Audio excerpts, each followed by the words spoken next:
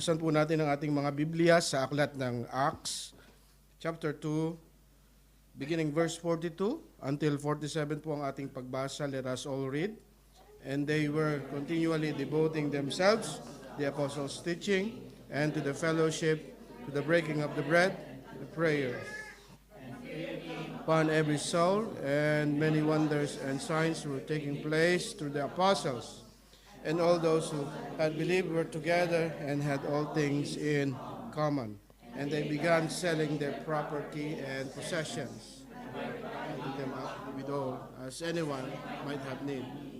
And daily, devoting themselves with one accord in the temple and breaking bread from the house to house, they were taking their meals together with gladness and sincerity in their heart, praising God and having favor all the people. And the Lord has adding to their number daily those who were being saved. Tayo pong lahat ay yumuko at manalangin. Hallelujah. Thank you, Jesus. We worship you, Lord. Hallelujah. Sinasamba ka namin, Panginoon, dinadakila. Itinataas po namin ang iyong dakila at makapangyarihang pangalan, Panginoon. Lord, we believe na hindi po aksidente narito kami sa lugar na ito, Panginoon. Dinako niyo po kami sa lugar na ito upang ikaw po ay sambahin, dakilain, Panginoon. Itaas ang iyong pangalan, Panginoon. Pasalamatan ka sa lahat ng kabutihang ginagawa niyo po sa aming mga buhay. Tunay nga po, O Diyos, na wala ka pong katulad, Panginoon. Napakabuti niyo po, Panginoon, sa aming mga buhay. Ang biyaya niyo po ay labis-labis sa aming mga buhay. Salamat po sa pagpapatawad sa aming mga kasalanan, Panginoon. Salamat po sa kamatayan niyo po sa krus ng Kalbaryo upang bayaran ang aming mga kasalanan at ngayon meron po kaming kaligtasang nagmumula sa inyo. Salamat po, O Diyos, sa gabi ito as we study your word, Lord God. Let your Holy Spirit teach us tonight. Lord, continue to open our hearts and minds, Lord, that we may understand thy word, O God. Hayaan niyo po, Panginoon, ang mga salita mo, Panginoon, ay tumimo sa kaibuturan ng aming mga puso. At patuloy po ito ay magbunga, Panginoon. Salamat po, ito po ang dalangin namin. Ang lahat ay magsasabi ng Amen. Amen. Thank you, Jesus. Hallelujah. Praise God. Amen. Pakilakasan po natin yung mic natin. Medyo malayo ako kaya baka hindi na didinig sa Zoom. Purihin ang Panginoon, batiin po natin ang bawat isa. Sa kabila, sa likod, sa harap. Yan, praise God. Salamat, bro. Ayan. Sige, pwede ba tayong tumayo tapos kamayan natin ang bawat isa? Kasi hindi tayo nagkamayan kanina Kamusta ka na? ano na yan National anthem na yan basta kamustahin nyo, kahit di na kayo kumanta, basta kamustahin nyo.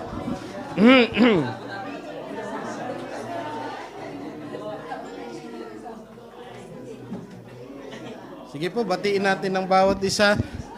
Wag pong lalagpas baka may nilalagpasan po kayo Oo, baka nilalagpasan nyo po, bawal po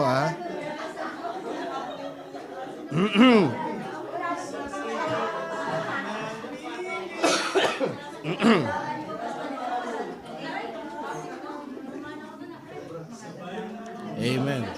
Napakasaya po,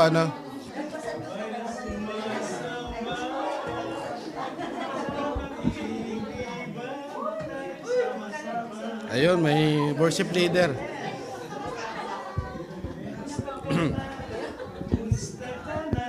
Ayun. Amen. Praise God. Sige po, pagka natapos yun ang kamustahin ng bawat isa ay makakaupo na po tayo.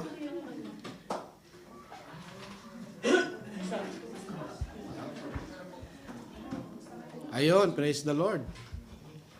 Amen.